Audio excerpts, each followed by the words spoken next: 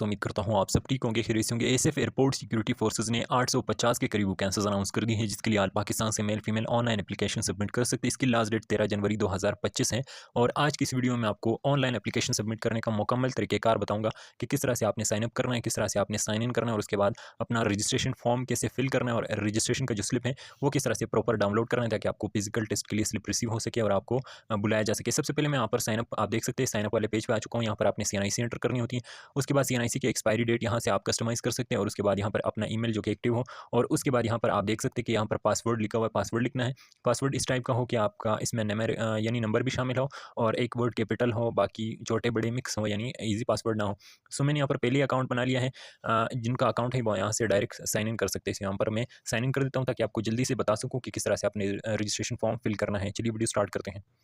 दोस्तों, मैंने account login कर लिया है और यहाँ पर मैं आप लोगों को रजिस्ट्रेशन फॉर्म फिल करने का तरीकेकार बताऊंगा। सबसे पहले आप देख सकते हैं यहाँ पर फोटोग्राफ लिखा हुआ है, अपलोड फोटोग्राफ, इस पर क्लिक कर देते हैं और यहाँ से मैं अपना जो इमेज है वो अपलोड कर देता हूँ। यहाँ पर CNIC लिखा हुआ है, सो CNIC इस चीज़ का आपने ध्यान रखना है कि यहाँ पर वैसे मेंशन किया हुआ है कि 30 KB से यानी लेस देन 30 KB आपकी इमेज की साइज़ हो, और तभी आप अपलोड कर पाएंगे। यहाँ पर आप देख सकते हैं कि सेंटर का नाम आपने सेलेक्ट करना होता है कि किस सेंटर में आपका फिजिकल या मेडिकल होगा।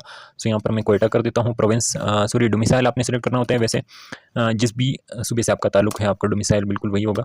या अगर आप किसी और सूबे में रहते हैं, आप KP से ताल्लुक़ रखते हैं, तो यहाँ पर आप सेंटर कोयटा रख सकते हैं। यहाँ पर यानी कराची वाले अगर लाहौर में रहते हैं तो इस तरह से आप अपना यहाँ पर चेंज कर सकते हैं।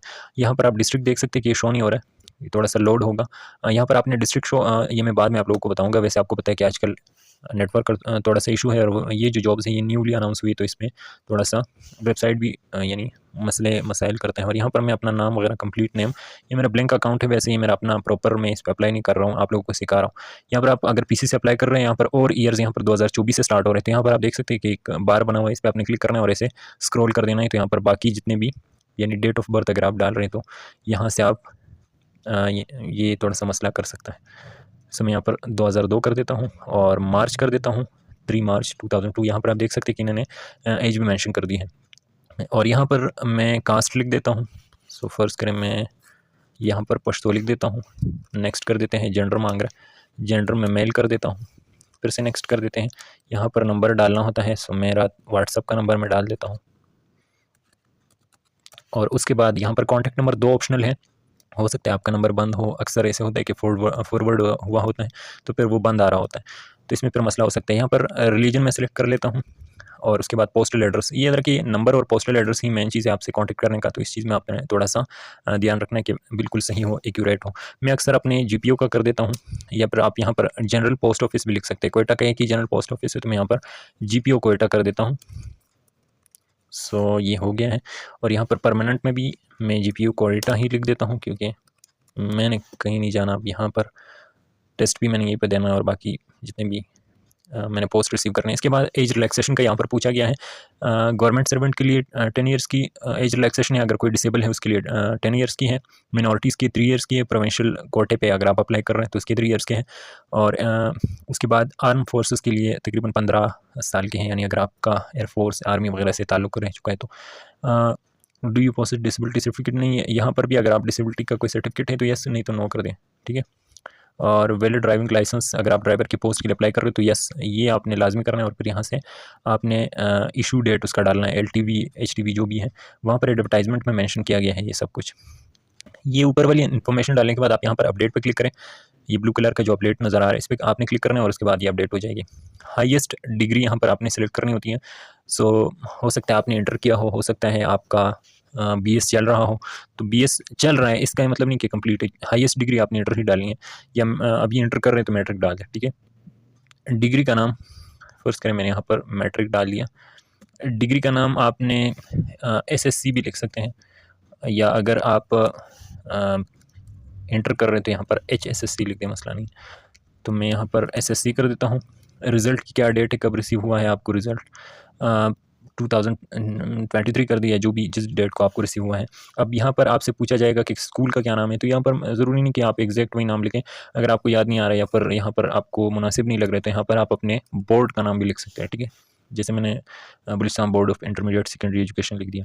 सो यहाँ पर आपने मार्क्स, यहाँ पर आप देख सकते हैं कि CGPA भी लिख सकते हैं, मार्क्स भी लिख सकते हैं। मार्क्स में लिख देता हूँ जितने भी हैं, और उसके बाद ऑप्टेंड मार्क्स आपको पता है कि 1100 होते हैं, और उसके बाद ये भी आपने सेव कर देना है।